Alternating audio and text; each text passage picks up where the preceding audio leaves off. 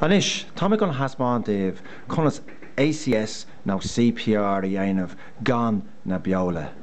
Ní gá béla úsáid le duine a thárthall. Má hitan duine fásta as a cheasamh. Cai tú na rudaí seo a dhéanamh.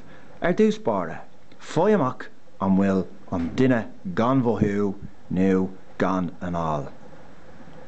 All right, bud. Would you all right? Would you all right? Well, níl an lad seo go maith. So, caithfidh mé go léach a chur ní nó a hain a dó. A Brendan, an féidir leat a go léach a chur ní nó a hain a dó. Sin an ruspedéil. Tá duine gurta an seo an féidir leat amach go dtí poblscoil roir go tapig. Go hénta Brendan. OK.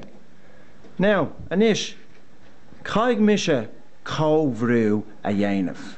Tusaigh ag cóhrú cosúla seo.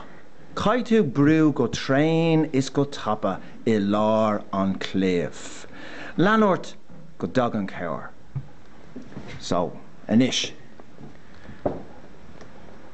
A hain, a dó, a trí.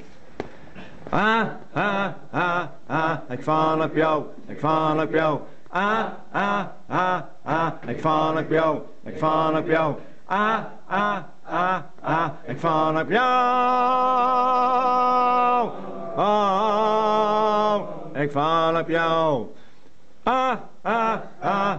Ag fánach beo, ag fánach beo.